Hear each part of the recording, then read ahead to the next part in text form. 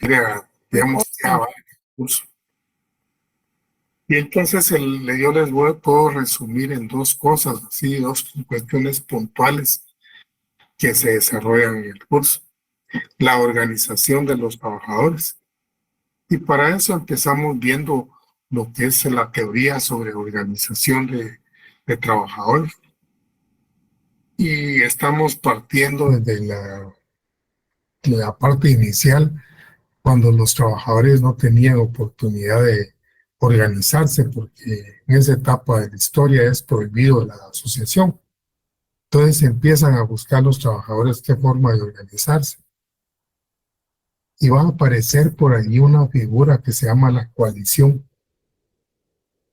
La coalición es como una figura que se inventan, podría decirse, los primeros teóricos del derecho de trabajo.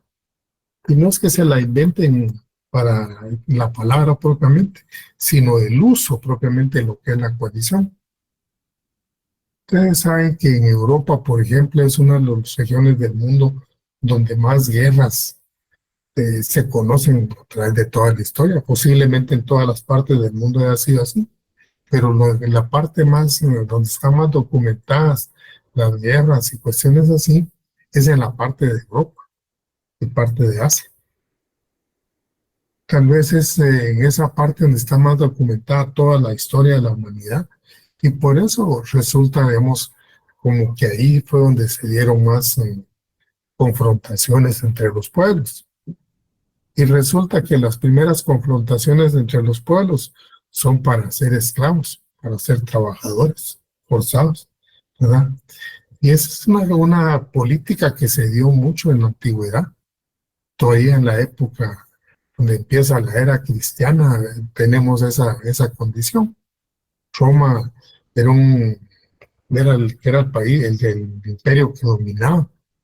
En Roma posiblemente habrían un 10 o 20% de hombres libres, o sea, personas que tenían derecho, y el resto eran personas o estaban sometidos a esclavitud o eran personas que no tenían ciertos derechos. Tenían derechos civiles, pero no tenían derechos políticos. Cuando les digo que tenían derechos civiles, es que podían casarse, podían comprar, podían tener negocios, pero no podían ejercer derechos de sufragio ni decidir sobre cuestiones de tipo político. Esa es prácticamente parte de lo que tiene la humanidad. Entonces, en esa etapa, por ejemplo, sigue el crecimiento de toda Europa. Y en esas guerras que les digo, los estados no pelean muchas veces solos, sino en alianza con otros. Y entonces ahí vienen las alianzas de países.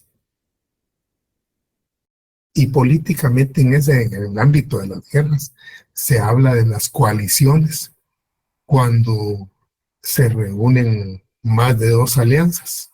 O sea, coalición viene de coaligar, ¿verdad?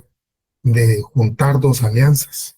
Entonces vienen los primeros teóricos del derecho de trabajo, y les estoy hablando cuando no existe nada del derecho de trabajo.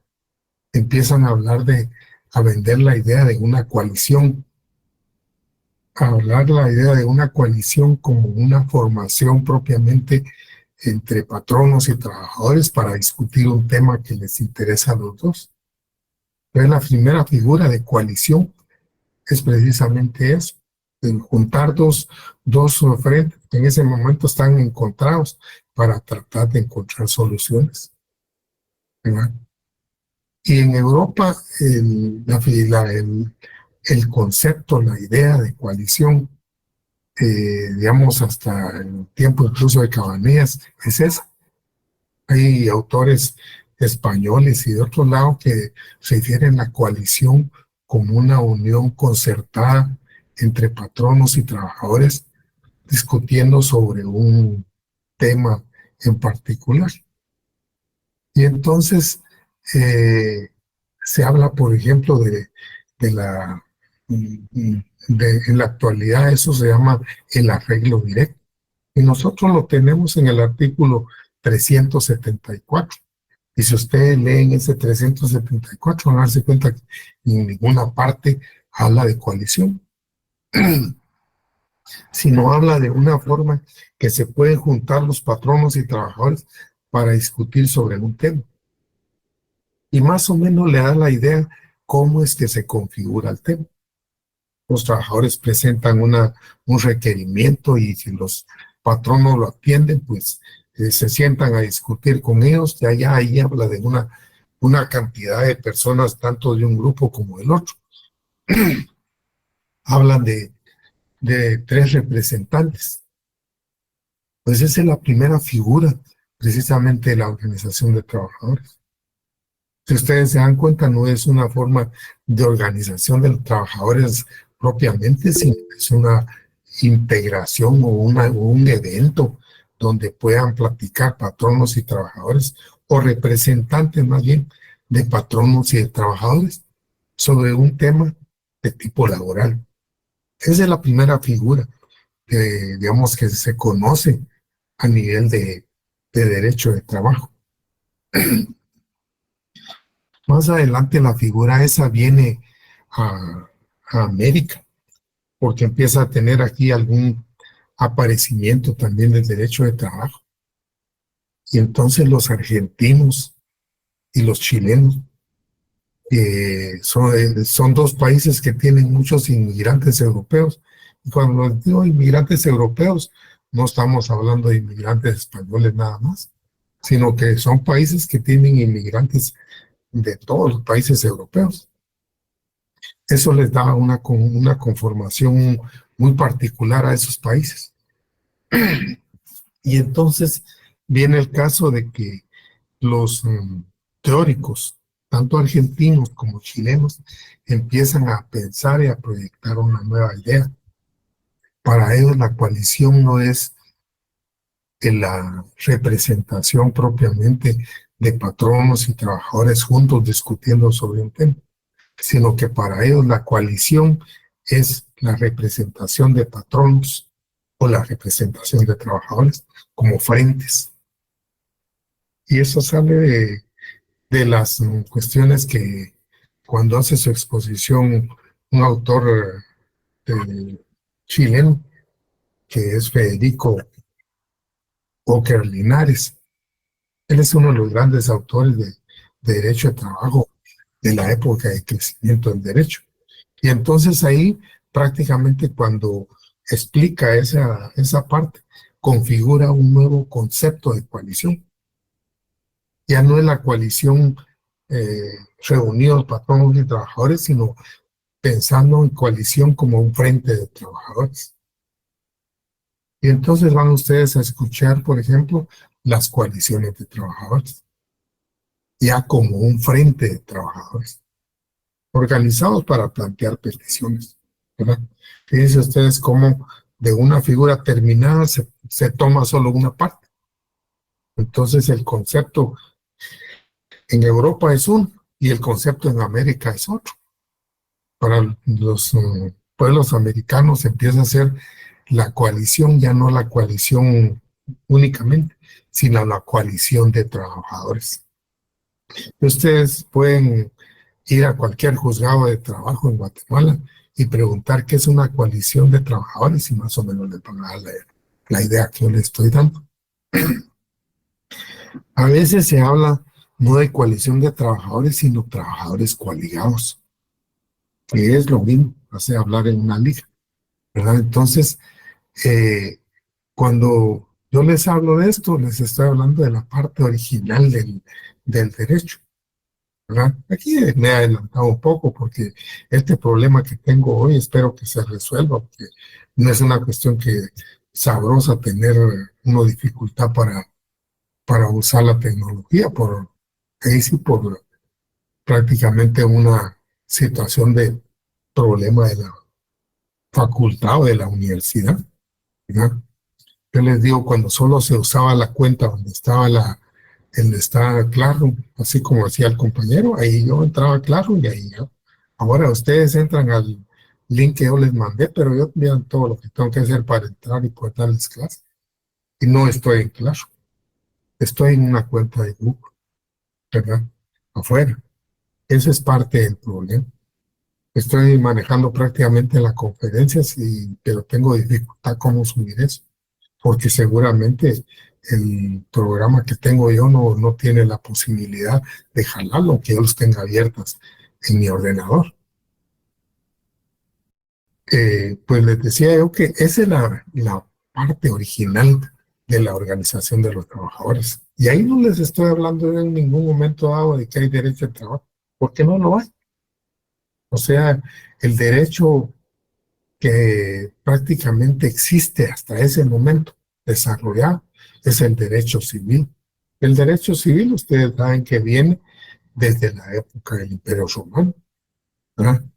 Todas las otras ramas de derecho van apareciendo después en la medida en que se van creando cierto interés en regular cierta parte de la vida de las sociedades. Si estamos hablando, por ejemplo, de regular las relaciones que se hagan en comerciantes, pues aparece el derecho mercantil y los códigos de comercio, obviamente, ¿no? Y el derecho de trabajo va a aparecer en la medida en que hay interés en regular normas o condiciones de trabajo. Pero eso, digamos, en el momento que yo les hablo, no es una posibilidad porque no hay nada de derecho de trabajo. No hay nada. Entonces, las primeras organizaciones de los trabajadores son esas, te les cuento.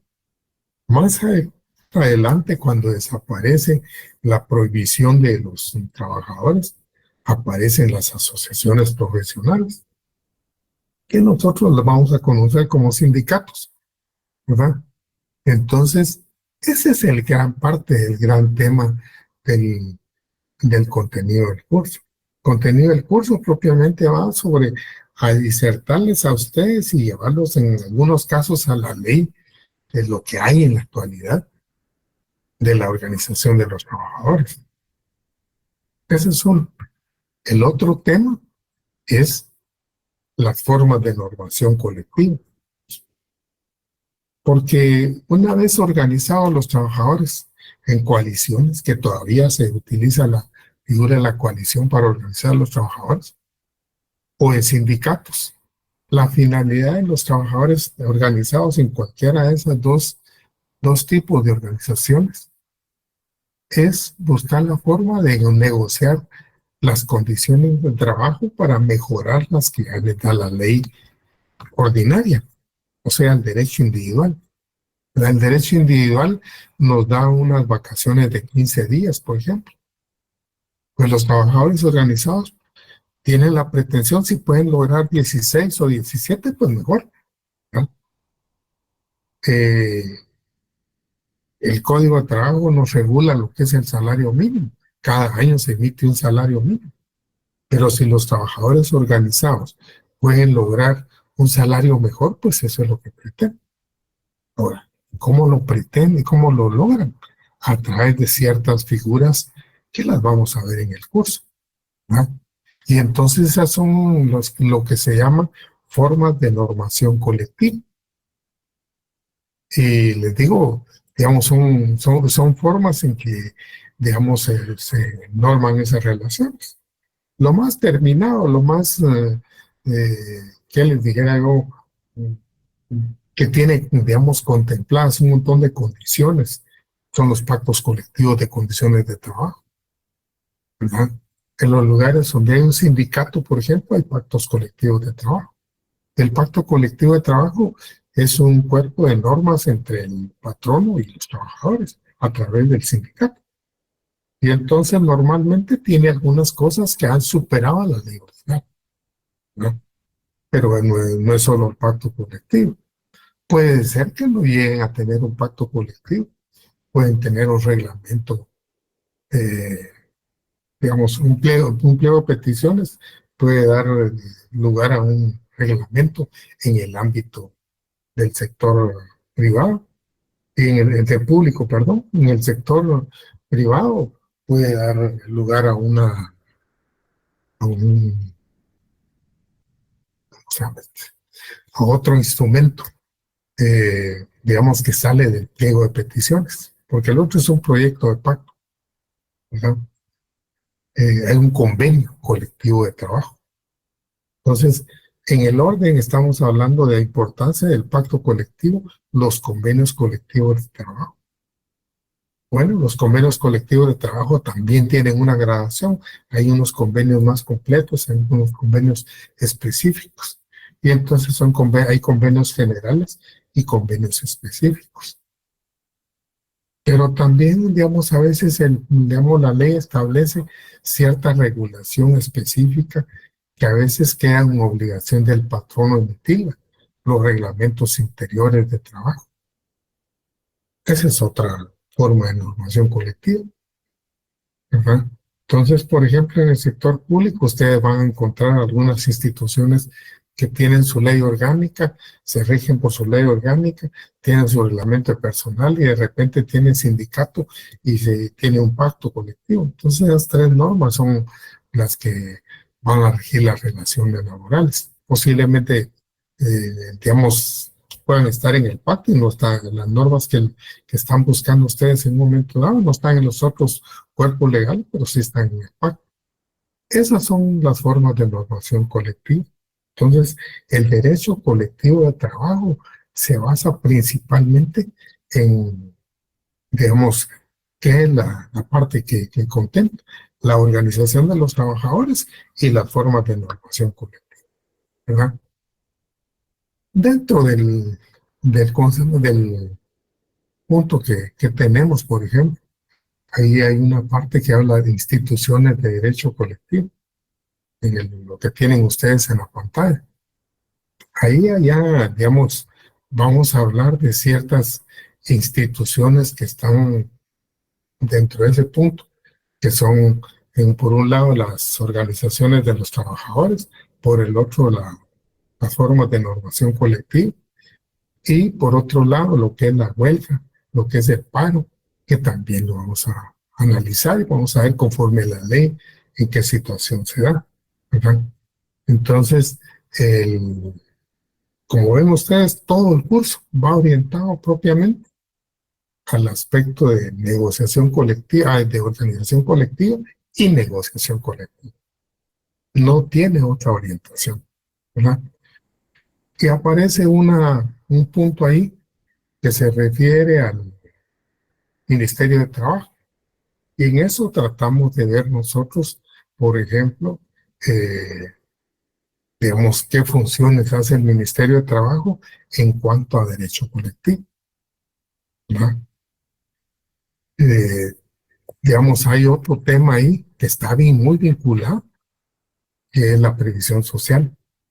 Y yo siempre insisto, la previsión social no es una parte propiamente del derecho del trabajo, porque no lo es, pero, digamos, los pensum de estudio, o los pensa de estudio, perdón, lo han incluido como una parte del derecho colectivo para poder incluirlo como tema de estudio. Pero la previsión social no se refiere a condiciones de trabajo, se refiere propiamente a instituciones que vienen en un momento dado a proteger, a atenuar la situación difícil del trabajador cuando existen ciertas contingencias. Contingencias son aquellas cosas que pueden sucedernos en la vida sin que sean de alguna manera una situación de mala suerte, sino que son cuestiones que nos van a producir gastos y que tienen que suceder de todos modos, como el nacimiento, por ejemplo, de un hijo. Es una cosa normal. La muerte es una cuestión desafortunada, pero es una cosa normal. Pero provoca en las personas que están alrededor de eso unas condiciones particulares, necesidades propias. Y entonces ahí es donde entra la prevención social. Ustedes se dan cuenta de eso, no tiene que ver con el trabajo, pero está atendido dentro del derecho de trabajo, ¿verdad?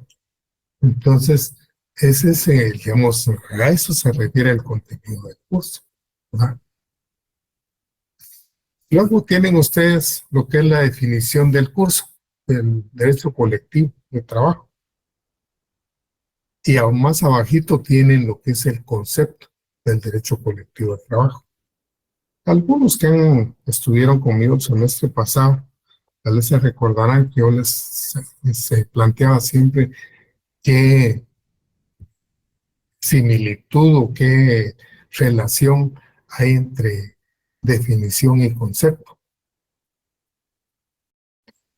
Y entonces empezábamos a elucubrar ideas porque a uno le dan digamos, tantas ideas de lo que es la definición y el concepto, pero no le dan una idea terminada. Y no le dan una idea terminada porque el concepto es una figura muy especial, muy particular. Algunos refieren de que el concepto es muy objetivo, y yo digo todo lo contrario. El concepto es muy subjetivo, porque el concepto es la apreciación que se forma cada persona de algo. Yo puedo decir, por ejemplo, o preguntarle a alguien, estamos en el aula, y preguntarle qué concepto tiene el compañero que tiene la prueba. Pues no lo conozco. Y si lo conozco, pues antes es un tacaño. Y con eso no está diciendo cómo es la persona, ¿verdad? Este es muy inteligente, pero hasta ahí nada más.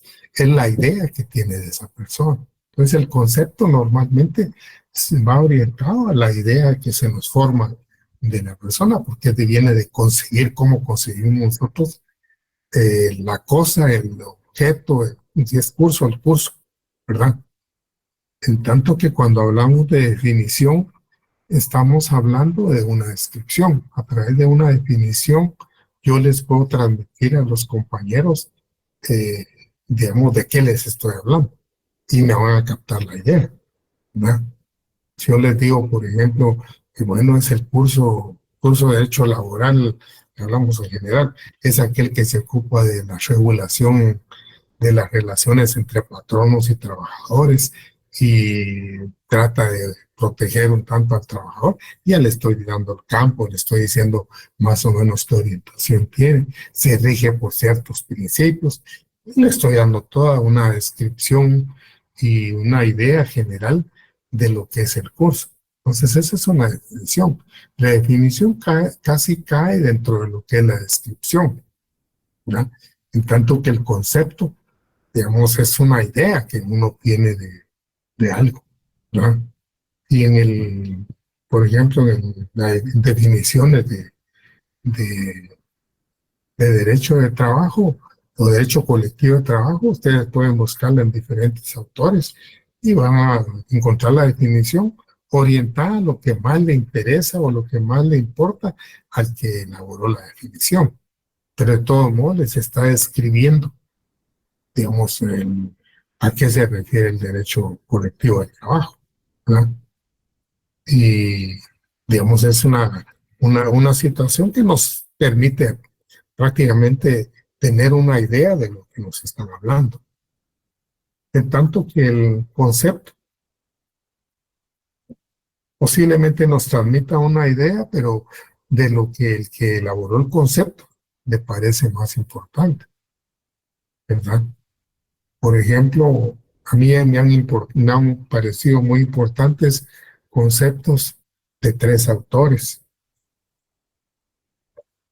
Uno de ellos es un de México, uno era mexicano y el otro se hizo mexicano. Un autor ahí que de apellido Krotoschin, no sé si es Néstor Krotoschin o Ernesto Krotoschin, de todos modos es el mismo nombre, pero pronunciado un poco de diferencia, ¿verdad? Este Krotoschin es ruso, llegó a México y se nacionalizó mexicano y ahí se quedó prácticamente. Entonces, él escribió libros y toda la cuestión en México y se prácticamente desarrolló su trabajo sobre derecho laboral.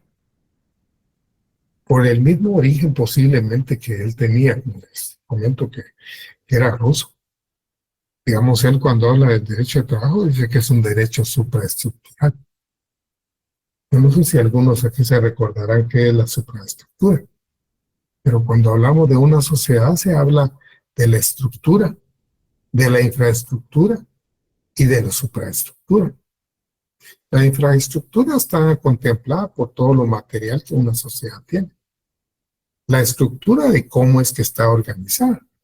No todas las sociedades están organizadas igual, porque depende del desarrollo que tengan, así están organizadas, ¿verdad?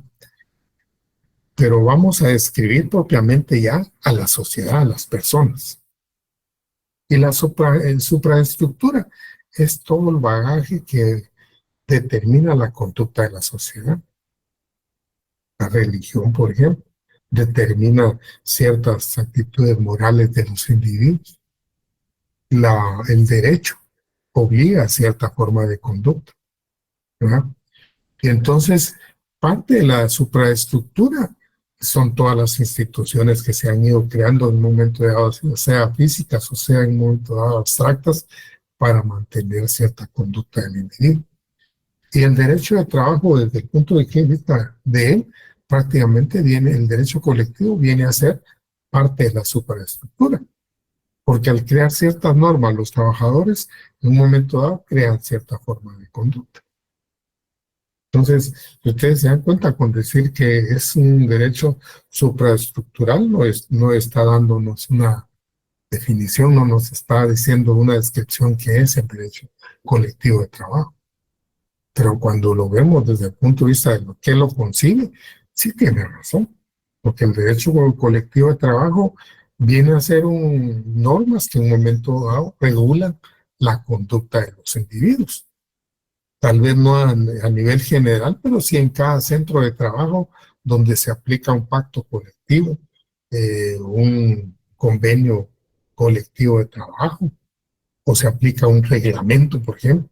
Entonces ahí digamos, ese viene a ser un rector de la conducta de los individuos de esa empresa, de esas, digamos, entidad donde están trabajando, ¿verdad? Viene a ser un rector de la conducta, no solo de los trabajadores, sino prácticamente, digamos, en un momento dado, de todos los que están trabajando. Adelante, Walter.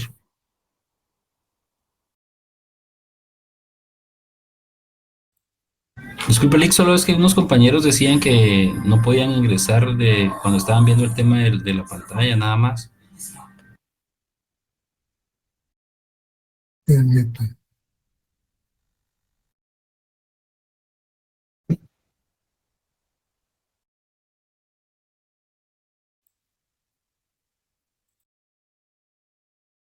Fíjese que el problema acá es de que yo, a ver, qué personas admitir a todos.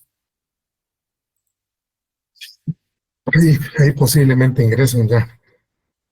Pues les decía de que, digamos, después de Krotoschin, a mí me pareció muy importante, por ejemplo, el concepto que plantea eh, Mario de la Cueva. Mario de la Cueva es un autor mexicano también, él sí es mexicano. Les comento que cuando nosotros éramos estudiantes, Mario de la Cueva era nuestro referente de derecho laboral. Un poquito compleja la situación porque nuestra ley eh, proviene del código chileno o argentino y la legislación mexicana es un poco diferente, ¿verdad?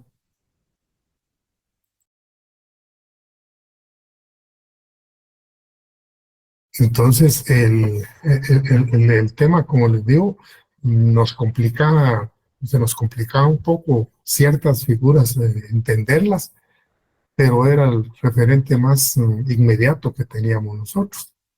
Entonces, Mario de la Cueva, el doctor Mario de la Cueva hace referencia, digamos que, de un concepto personal de lo que es el derecho colectivo del trabajo. Y él dice que es un derecho de clase. Imaginen ustedes. Dice que es un derecho de clase porque es un derecho de la clase trabajadora. O sea, nace el derecho de trabajo, colectivo de trabajo, porque a instancia de los trabajadores. O sea, no podemos engañarnos nosotros de que en los estados se fue creando derecho para los trabajadores. No, el derecho del trabajo nació porque los trabajadores empezaron a exigir ciertas condiciones. O sea, ese es el camino del nacimiento del derecho de trabajo. ¿verdad? Que hayan personas que exijan prácticamente el, digamos, las normas de trabajo.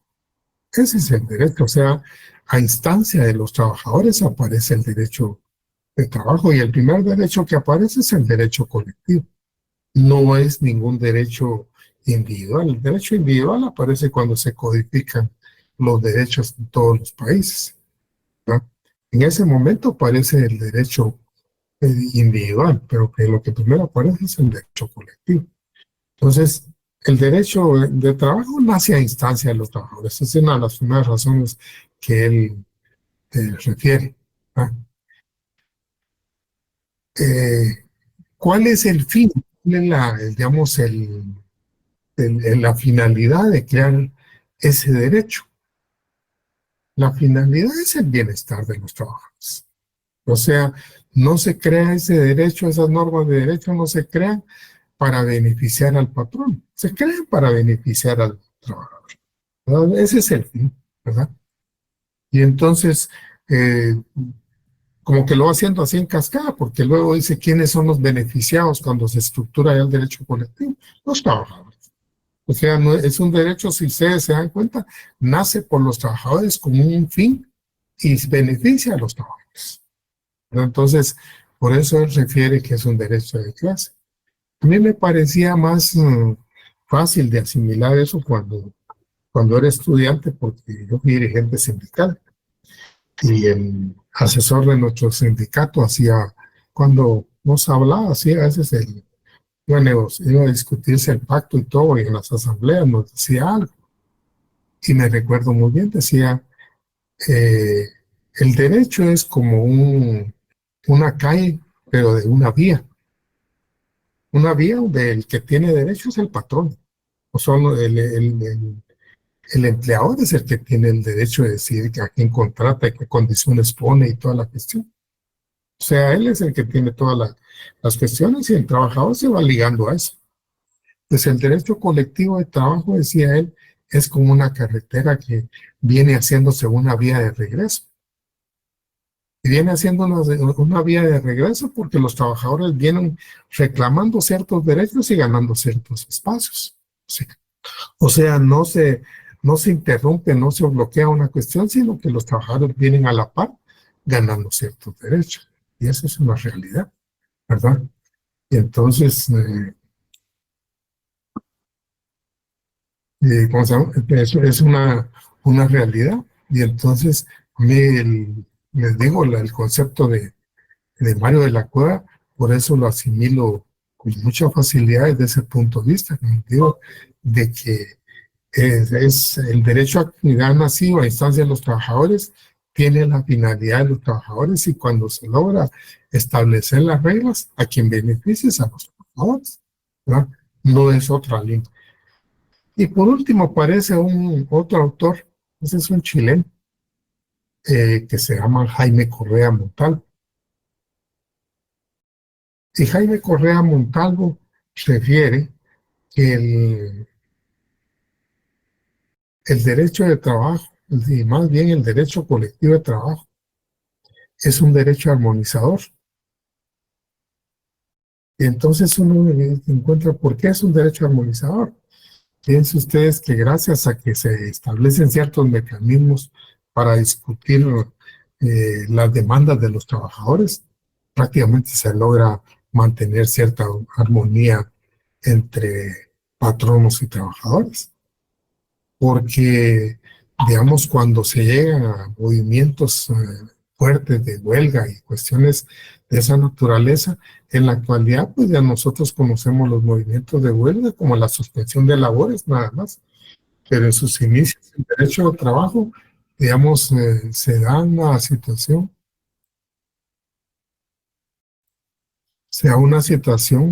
de confrontaciones un poco fuertes. O sea, en el inicio del derecho de trabajo, incluso se da el sabotaje de fábricas. Y entonces las confrontaciones eran mucho más fuertes entre patronos y trabajadores, quienes estaban en condiciones más difíciles los trabajadores, obviamente, ¿verdad? Pero, digamos, no cabe duda que la organización de los trabajadores incluso paraba el movimiento de fábricas, a saber cómo sería la situación, porque llega, por ejemplo, en Europa, es donde más se da ese tipo de cosas, aparece una denominación de unos personajes que se llaman los esquiroles, y los esquiroles también les llamaban los rompehuelgas, o quiere decir que eran trabajadores que contrataban en otras ciudades para llevarlos a las ciudades donde estaban paralizadas.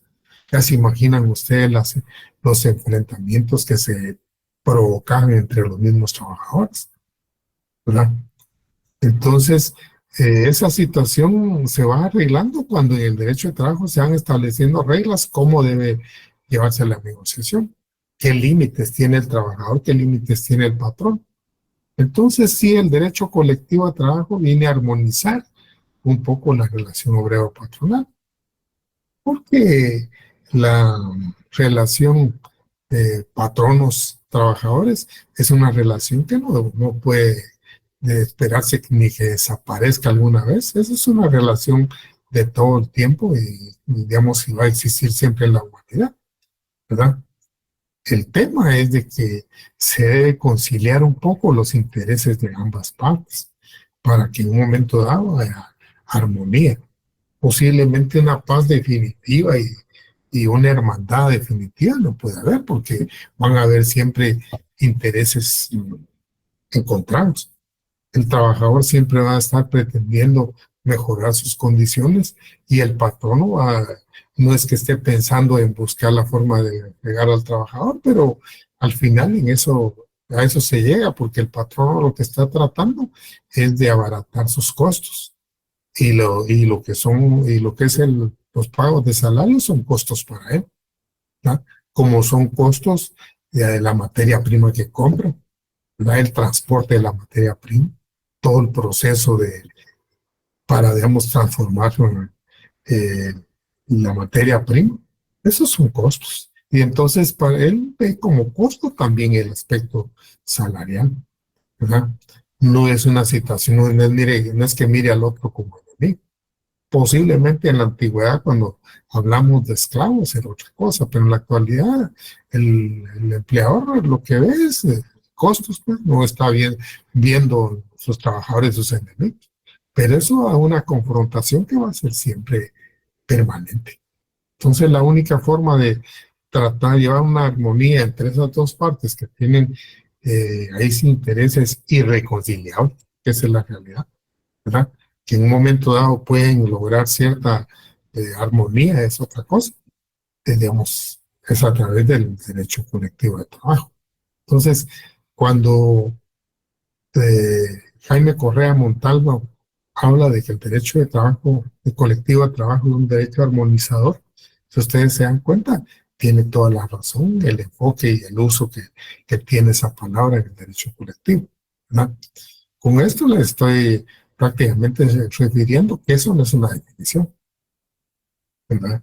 Pues no es una definición, sino que prácticamente es el concepto que él tiene del derecho colectivo de trabajo. El concepto que tiene Mario de la Cueva es otro enfoque, prácticamente él lo está viendo desde el punto de vista eh, un poco de la clase trabajadora, porque sí es un poco parcializado su enfoque, ¿verdad? Y obedece prácticamente a la forma en que se proyectó siempre Mario de la Cueva. Mario de la Cueva, sí, digamos, todo su derecho, todas sus exposiciones siempre van orientadas al sentido del derecho colectivo de trabajo, porque obviamente entre los autores hay quienes pueden ser de alguna manera un poquito imparciales y tal vez no apasionarse mucho, y hay otros que se apasionan con ciertas corrientes. Y Mario de la Cueva es de los que se apasiona del lado de los trabajadores, ¿no? Trotoshin tampoco asume una actitud de apasionamiento, sino sencillamente para él es un derecho supraestructural porque es un derecho que viene a regular la conducta de la sociedad. Está incluyendo prácticamente a patronos y trabajadores, ¿no? Entonces, aquí les quedaría a ustedes buscar una definición del derecho colectivo del trabajo. Eso sí, se los encargo y no para que se lo aprendan, sino para que tengan una idea. Yo jamás les voy a preguntar una definición de memoria y en eso quería hacer el hincapié en la otra presentación, porque yo siempre trato en la primera presentación y que esta en la segunda clase. No pude dar clases el día miércoles. Y entonces eh, les, les decía de que, digamos, yo siempre en la primera clase trato de presentar lo que son los objetivos del curso. Y trato de presentarlo para que ustedes vean, digamos, de que lo que se pretende en los objetivos del curso es de alguna manera orientar al estudiante a cierta, no solo en su preparación sobre ciertas cosas, pero hay ciertas cosas que son un poquito difíciles, porque ahí habla mucho digamos, crear hábitos en el estudiante. Yo les digo, hábitos, digamos, en las personas ya adultas no se crean, ¿verdad? Se crean ciertas formas de actuar, eh, digamos, atendiendo a las condiciones. Pero los hábitos se le crean a uno en un momento dado desde su casa cuando los niños, ¿verdad? Imaginen ustedes, por ejemplo, yo siempre escuchaba cuando comentarios sobre el tránsito en lo que es América y lo que es Europa, dice, en Europa la gente es muy educada porque si el vehículo cae solo 4, no se meten más de 4. Y digamos, si no pueden parar en determinado lado, no paran. En tanto que principalmente en los países latinoamericanos la cosa es diferente, ¿verdad? El vehículo puede tener cabida para 4, pero si pueden meterse, meten 6. Y digamos, ahí se está sobrecargando el vehículo, se está violando reglas de tránsito, pero es una cuestión de costumbre. Entonces, ¿será que es una cuestión de que no tenemos el hábito de que sean solo 4? No, no es eso. El tema es de que a los vigilan y si se pasan de los 4, los sancionan. Porque Guatemala tuvo una práctica igual. Imagínense hace muchos años, por ejemplo, en la zona 1 de la ciudad de Guatemala, se parqueaban los carros de los dos lados en las calles. Vieran ustedes lo que costaba atravesar la zona 1. Costaba una hora y media atravesar de la calle Martí para el otro lado. Era demasiado congestionado. No habían tantos vehículos, pues se parqueaban muchos en la calle, ¿verdad? Y en las vueltas incluso costaba a veces dar vuelta. Bueno, llegó a la municipalidad con Álvaro Arzú y entonces se le ocurrió que en Guatemala había que eliminarse eso. Y empezó que señalizó con rojo todas las calles y los que estuvieran mal parqueados se los llevaban una grúa y los iba a llevar a un depósito y ahí costaba a la gente sacar sus carros. Eso provocó un montón de problemas porque hubo gente que se oponía a que se llevara su carro cuando ya lo tenían enganchado, accidentes, un montón de cuestiones.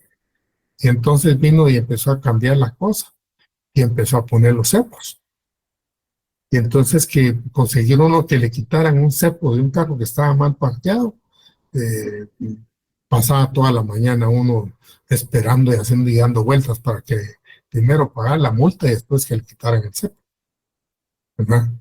Luego, en la actualidad, a veces ponen cepos, pero a veces solo le ponen una calcomanía en el vidrio que tiene una multa y ya sabe uno que cuando vaya a pagar su impuesto de circulación va a tener que pagar esa multa, ¿no?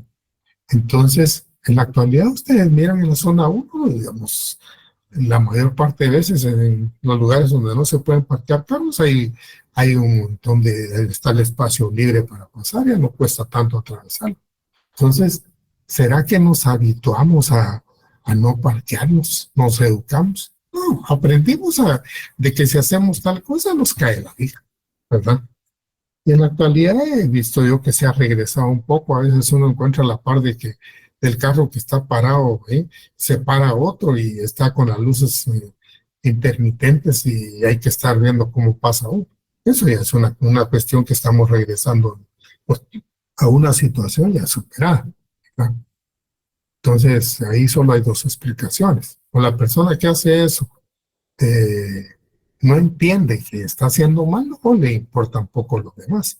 Solo no hay otra explicación, ¿verdad? Pero el tema es de que habituar uno a la gente es un poco difícil. En el ámbito laboral yo pongo un ejemplo. Si uno llega a una audiencia un minuto después de que empezó, ya no le da ingreso a la audiencia. No dejan que esté en la audiencia, pero no puede tomar parte en la audiencia. Solo puede escuchar lo que pasa en la audiencia, ¿verdad? En otros ramos, digamos como ramo penal, el ramo civil, a veces son un poco más flexibles. En el ramo laboral, ¿no? Así es. Entonces, cuando uno va a una audiencia, trata de ir con suficiente antelación para que no le pase eso. Pero eso no es que se haya habituado a ser puntual, no.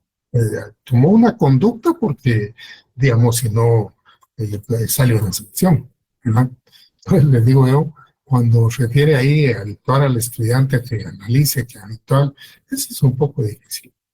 Es un poco difícil, digamos, si lo que uno puede esperar del estudiante para que mejore todo eso es de alguna manera que lea en lo que en un momento dado en las clases uno le recomienda, ¿verdad? Si el estudiante lee, entiende muchas cuestiones que uno en las clases le plantea.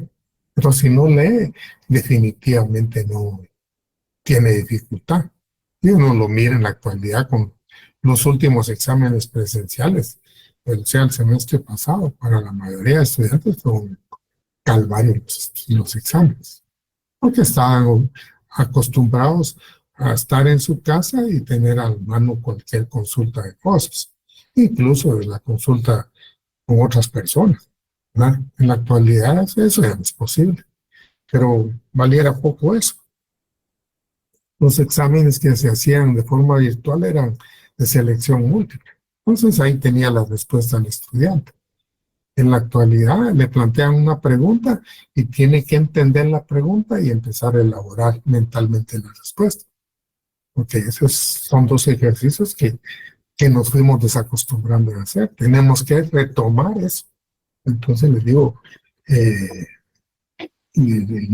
lo que les estoy comentando no es un secreto. Ustedes saben que la mayoría de estudiantes en el semestre pasado les fue muy duro, ¿verdad? Y a muchos les fue mal. Entonces, el tema es cómo podemos mejorar eso. En principio sería bueno revisar el programa para ver qué novedades hay. Y, digamos, sobre todo, les digo, tratar de leer el material que nos recomienda en clase, ¿verdad? Entonces, espero haber avanzado de este punto de la teoría general del derecho colectivo al trabajo, lo que se refiere al contenido, lo que se refiere a la definición y lo que se refiere al concepto de derecho colectivo al trabajo, ¿verdad? Yo les digo, yo estoy apenado, pero no es culpa mía que no se pueda proyectar esto, porque les cuento cuál es el problema. Estamos enlazando dos cuentas. Y ustedes se dieron cuenta al principio que se había eco, y era porque estaban las dos encendidas. Pero posiblemente al dar de baja una no se puede subir el material. Yo los dejo acá y digamos, nos veremos el día miércoles por allá, compañeros. Que tengan muy buenas noches. Gracias, licenciado. Buenas noches, gracias. Buenas noches, licenciado. Buenas noches. Gracias, compañeros. Muchas gracias, licenciado. Buenas noches. Feliz fin de semana a todos. Feliz noche. Feliz noche, licenciado. Buenas noches, compañeros. Feliz noche, licenciado. Feliz noche, licenciado. Licenciado, perdone, vamos a usar algún libro en su clase. Ese compañero que yo, ahí sí que por una cuestión puramente personal, yo nunca hago comentario, y dejo para que los estudiantes averigüen. Y le cuento que a nivel del curso del licenciado César Landelino Franco López, produjo libro de derecho individual, de derecho colectivo, y él daba la parte procesal también en los dos cursos, y entonces escribió el libro de procesal 1 y procesal 2. Yo, digamos, nunca he dado procesal, solo la parte sustantiva. Soy el profesor más viejo, no solo de edad, sino de dar clases. Y, digamos, he escribido libros. El derecho, se llama Derecho de Trabajo 1, así se llamaba el curso antes. Derecho y Derecho de Trabajo 2. Normalmente los venden ahí abajo en el S2, en la librería, ¿verdad? Yo a la persona que vende libros ahí, a ella le vendo libros. Y entonces ahí los pueden comprar, si es que compraran el mío. Pero les cuento que están los libros del licenciado César Franco López, César Landelino Franco López, ¿verdad? Y él tiene incluso los cuatro libros. Nunca he visto los libros de él, pero imagino que no pueden diferir en contenido mucho porque se refieren al curso también, ¿verdad? Entonces, yo les puedo referir esos libros. Ahora, en el programa hay una bibliografía, ¿verdad? Y entonces ahí van a encontrar bastantes libros. El problema con libros, digamos, de fuera de Guatemala es que no están asentados en la legislación guatemalteca. Si ustedes tuvieran oportunidad de conseguir un libro digamos, de afuera prácticamente, de los autores extranjeros, yo les recomendaría que compren libros de chilenos o argentinos, porque la legislación de ellos se parece bastante a la nuestra. Y se parece bastante a la nuestra porque nuestro código es copia ya sea del código chileno o del código argentino, ¿verdad? O sea, la ley de ellos fue antes, ¿verdad? Entonces, de alguna manera va a tener mucha vinculación hacia la legislación de ellos. De hecho, uno de los autores que, digamos, que me ha servido de base en mi formación y para el apoyo de clases y toda la cuestión es Federico Walker, así como escribe el whisky, Walker Linares, ¿verdad? Él es un autor chileno y tiene un libro que compré hace muchos años, se llama Nociones de Derecho de Trabajo. Entonces, la orientación de él y la descripción de muchas cosas está parecida o enfocada de una manera que es atendible con nuestra legislación, ¿verdad? También está en el ámbito sustantivo el compendio de Guillermo Cabanellas. Es un poquito más caro, son 3 libros. Es un compendio de derecho de trabajo y social, pero es muy completo. Este es un autor temático y miren de que cualquier institución relacionada con derecho de trabajo, ahí la van a encontrar ustedes. Y muy bien desarrollada, ¿verdad? Entonces, eso es lo que les puedo comentar de libros. Muchas gracias, licenciado. Disculpa, David.